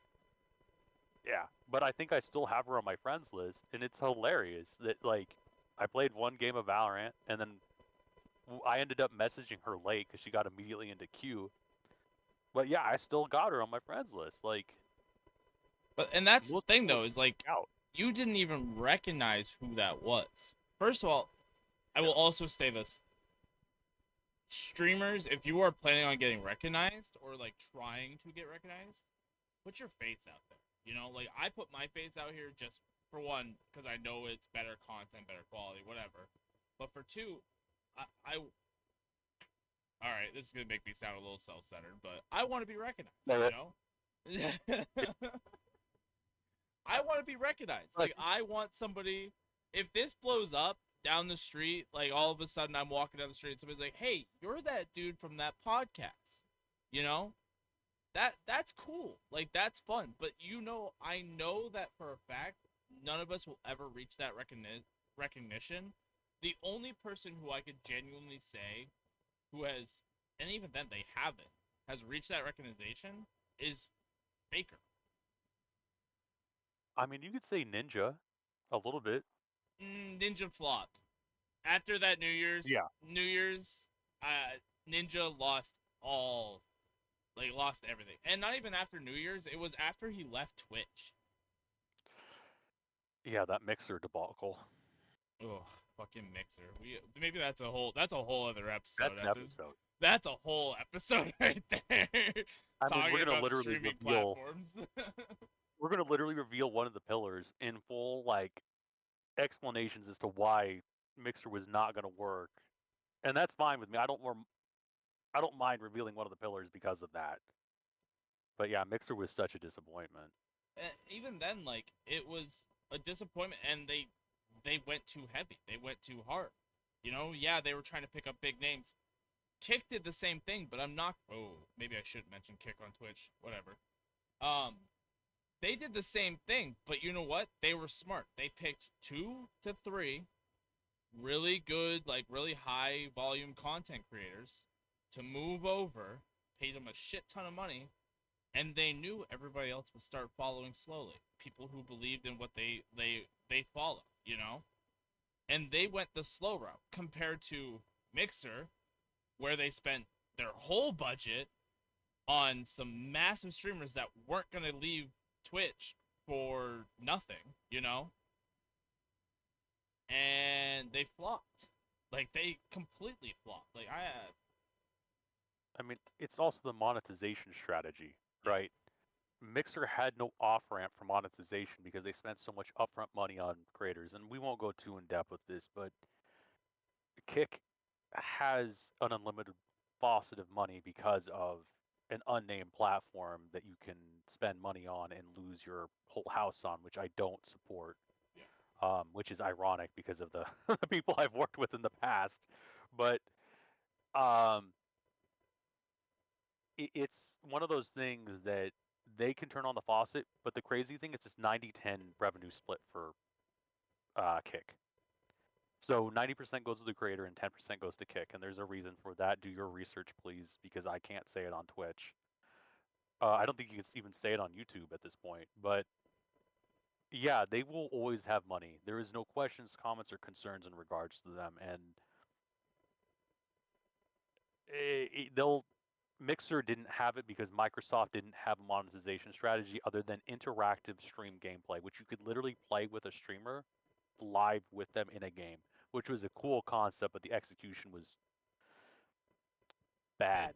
mid. Because if that's the only thing you have, and it's a 60-40 split, 60% to, I think, the creator and 40% to the platform, that's no better than Twitch. Like, why would you want to go to Mixer for an indefinite period of time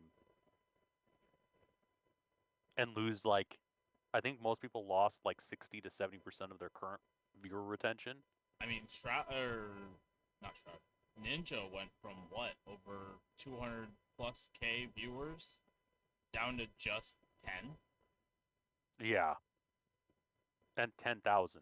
Mind you, 10,000 is still a lot, but even then, like, and here I've mentioned this before, is we're creatures of habit, especially us, like, gamers. We are very much the creatures of habit. Twitch was one of the first streaming platforms, you know? We all love Twitch just because of what it started and what it kicked off. You know, like, I won't deny Twitch has definitely had its issues, you know, and it still continues to have its issues, but not gonna lie, they're one of the first streaming platforms to bring in a huge partnership with Amazon, you know, and continue to bring that partnership into fruition. Steam, like, I'll bring Steam up. Steam is probably one of the biggest sought out gaming platforms out there. And you know what? It's a free download. you get to manage your friends, you get to manage your games, you get to bring on third-party games onto it. You can launch third-party games off of Steam. So why would I go anywhere else? You know? You can even And that's stream coming your from game. the usual yeah, you can literally stream your game to your friends. You could literally stream it onto their platform too. Yeah, it's using hardware. It's the best hardware encoding in the business. So you could literally be playing a game at whatever resolution you want, and it will hardware encode to wherever someone wants to see it. That's Yeah. incredible.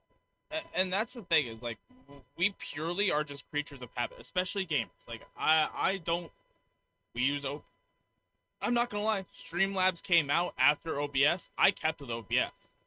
Like I stuck with OBS just because I felt like it was a better platform. Granted, I haven't really done much research on Streamlabs, but that's just solely on because I know how to work one thing. Why would I change it? And Well, I'm not. and Oh, go. I have an answer for you. Let me block you up on that. Why fix something that isn't broken? Streamlabs OBS slapped the reason. I mean, some people call it slobs, but Streamlabs slapped their front-facing stuff on it, so there's better integration. I could literally still go on to Streamlabs without OBS or Streamlabs OBS and still have my overlay, still have everything else. And not only that, Streamlabs OBS is harder on the computer. And the crazy thing is, you could literally have a moderator go into Streamlabs portal, and they can adjust everything on the front end that's being sent to Twitch. So all I would need to do, or all like if we're doing a stream and we have a stream manager, they could literally update our stream. They could literally change the titles. They could literally do these so you and I can just talk. Yeah. So why would either of us download Slobs, Streamlabs OBS, to just do it ourselves? Well, let me add this too. What became before Streamlabs? Do you remember what was before Streamlabs? What was it? Stream Alerts? I think Stream that's what Elements. it's called. Stream Elements. That is currently what I use on for all of our Twitch overlays. Stream Elements I use for our Twitch overlays. It's because I already knew how to use it. I already knew what I was walking into. With Streamlabs, and granted, take this with a grain of salt, I haven't done much research on Streamlabs, so it might be better in some aspects, but purely on the fact of I already have used it once and already knew how to use it, I went back. I didn't stream, like, I could go back into my stream profile for my own personal Twitch account, but I know for a fact all of it is based off of Stream Elements. I used it before. I definitely had done stuff on Stream Elements before, and the only reason, like, when we started doing this, I went back to it because it was what I knew how to do. I went to OBS because it's knew what I had to do. And, like, that's just the pure thing. Like, you said it. If it ain't broke, don't fix it. Yeah, you can reinvent it, but I'm not gonna lie. Get your foot in the door. Go to OBS and be like, hey, I think we could do this a little bit better. And yeah, you could throw your fucking Streamlabs OBS on, slap it on top of it, but I'm not gonna lie. Most of your user base, unless they don't know what they're doing or this is their first time streaming, they're gonna go with OBS. Because that's the standard across the industry. With gaming, Steam is the standard across the industry. EA has their own launcher, Origin launcher, right? You know, I celebrated when Apex got put onto Steam because I was so sick and tired of using Origin. What a dog shit client. Right? But that's what I'm just saying is like, and like, I didn't play. The only Blizzard game that I've ever played was Call of Duty, and that was because it was exclusively on Blizzard client for a little bit there. I don't know if it still is. No, you can launch it through, I think, just directly through Steam now. Yeah, you could probably buy it off of Steam Live Store right now. You can. Yeah, Yeah. I'm looking at it. Yeah, so like, why would I switch? Why would I? And that's the other thing is like there are over millions of games on Steam that I can just use. I can just download, play. Smite's on here, you know? Oh boy, Smite 2. I remember playing Smite 1 and loving it. I might download Smite 2. That might be a game I know life for a little bit here, just because I know nobody who's like competitive is playing it anymore. But yeah. I mean, I Smite just 2 came out, so and that's been such a slog to relaunch that. dude, it's the So like, last 5 minutes of stream, and I made it through an hour and 50 minutes without using the bathroom. I will be right back. no, you're good. It's Side side quest quest with with Sam Sam. time. Dude, I'm so excited. I don't even know what to talk about in this side quest with Sam. There's been so much topics personally. I guess I could summarize my thoughts about everything that has been said so far. I think genuinely the way the industry needs to move at this point is a combination between grassroots. Um, hey, shout out to Allie. There we go. But I mean, the industry needs to go back to a functional system that is both uh, one that requires kind of a guiding hand of people that are industry natives, essentially. So somewhat grassroots while also being astroturfed. And for those who probably haven't heard or have not heard this term, um, grassroots is like genuine, authentic people that have been doing boots on the ground type of work. People who actually are understanding the institutions and have fought for the rights or the accessibility of certain things, or have been players, staff members since day one. There's a lot of people out there that have done the hard work. Person who I mentioned, Ali, is one of the OGs in that sense, like 100%. Jenna is an amazing person who's put in a lot of work to that. Clay, an amazing person. Carson, Shout same out person. Clay and Carson. They are the real homies. Like Jenna put in a lot of work too. It's just a matter of understanding that our industry at this point is at a it's always been at an inflection point, and we do go through shrinkage, and at this point we need to be in this position where we're the old guard. I'm even the older guard. I'm handing the staff off the talking stick to this generation. So like, I mean, Ali's kind of in the weird like twilight space of being right around my time versus like a little bit after. Jenna's one of those people. Um, Clay is definitely one of those people, the after generation. Carson's one of those after generations, even though he knows the OGs.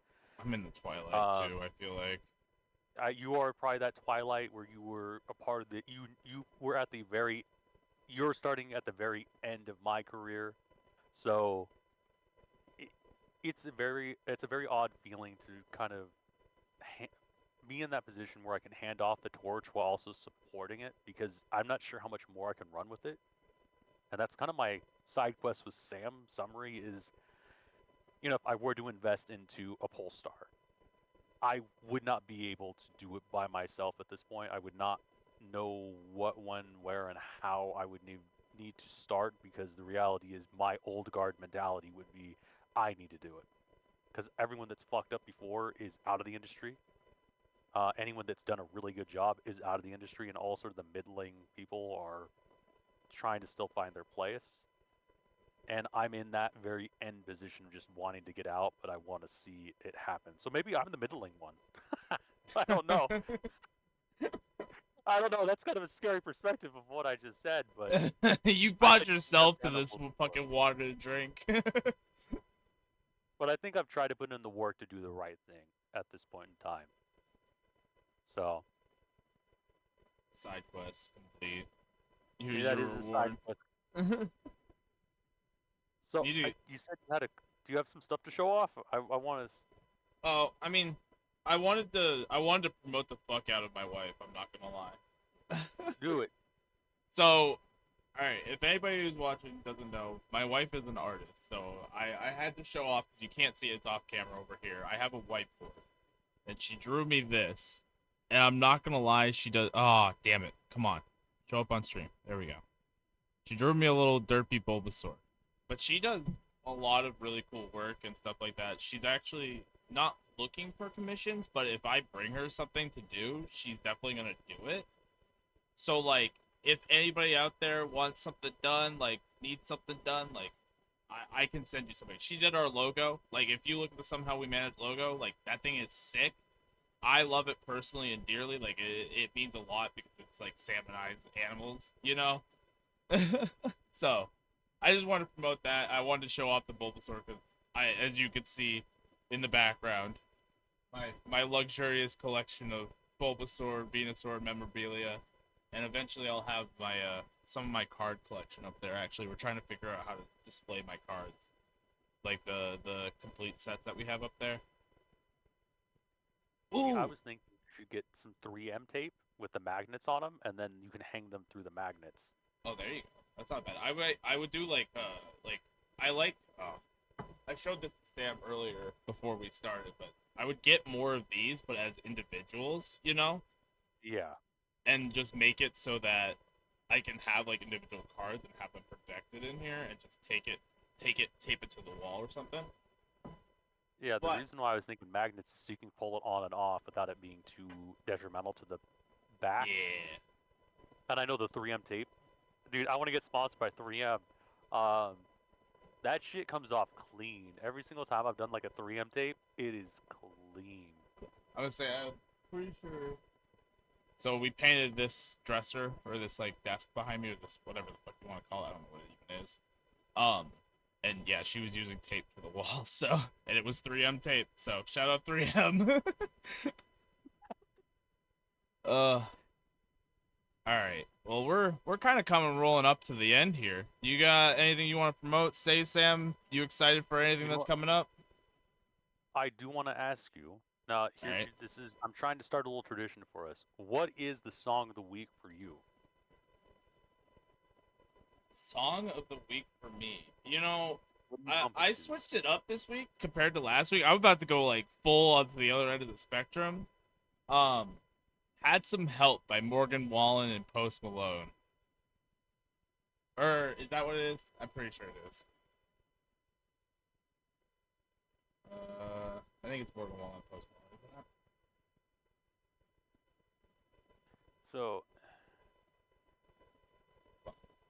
Yeah, of course. My Spotify is not gonna load as soon as I try to confirm myself. okay, so I'm gonna go back through last week's VOD and I'm gonna put together which one. What was your song this week? It This was week, yeah, Wallace, right? yeah, I had some help by Post Malone and Morgan Wallen. Dude, that's a Okay. it's gonna be a wild playlist. I went from AJR to Had Some Help, country to orchestral. Did you end up listening to any AJR this week? A little bit, Yeah, a little bit. I know. Last week you I've said been. you liked them. Oh yeah, no, it's in my. It's been in my playlist, mind you. It's one of those things that I genuinely I go back through and I'm like, when I bump out in the car, I bump out into the car. Like, Mm-hmm. so I don't know 100% of the time. So I mean, it's yeah, like, oh, even this then, is a like nice song, and hit save.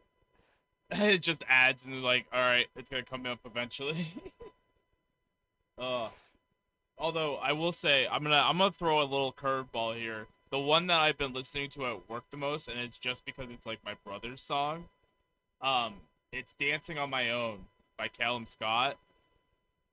Uh, but it's the Tiesto remix that I've been bumping to at work. I crank that shit as soon as I walk in. I'm like, yeah, let's go.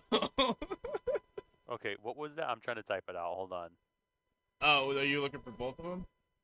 Yeah, Yeah, I'm looking for both of them. So I got the Post Malone one, and then what was the Tiesto? yeah. So it's "Dancing on My Own" by Callum Scott and Tiesto. I'm pretty sure my brother told me. I don't remember. I think it's a LA Dodgers walkout song from last year. Tiesto remix. There we go. Yeah. All right. Now, what have you been Then listening to? I I don't know. I got in a much better mood, so Ooh. I listened to a song called it's from Mallrats called Groceries. Okay, that's something I haven't heard. I might have to give it a little bit of a It's listen. an upbeat kind of poppy, definitely definitely on the girly side.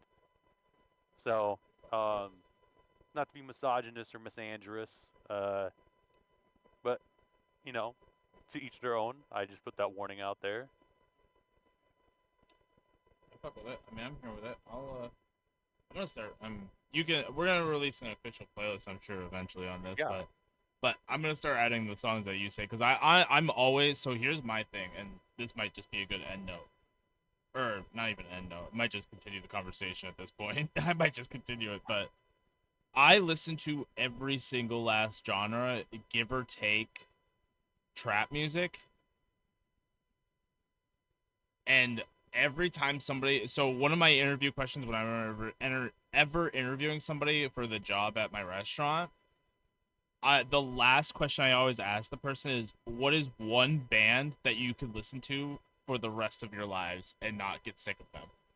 I have heard so many different genres, and I've honestly just gone over to my like computer and just like started listening to them every time somebody mentions something. Like I got an answer for The Weeknd. I got an answer for Five Finger Death Punch. I've gotten an answer of there was another one. It was like a Christian rock band, and I listened to them. I was like, honestly, they're pretty freaking good, you know. So I'm always looking for new music. So if anybody's got music recommendations, throw them on my way on Twitter at Reviewing Llama, or you can even message the podcast SWM. I'm the one who's checking it all the time. I'm constantly scrolling that motherfucker looking for news. Atlanta FaZe just won CDL major. Good for them. That's a three-peat for them. That's 3 majors in a row for them.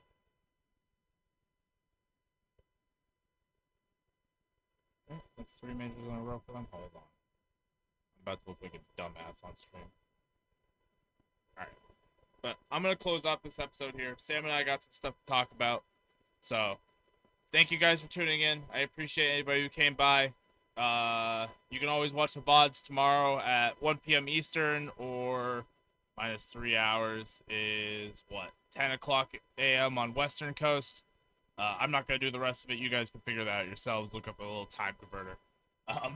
But for me, that's episode 8 in the wraps. For Sam, I appreciate you coming by as always. Thank you. Thank you. All right. Have a good night, everybody. Thank you very much. Stream ending.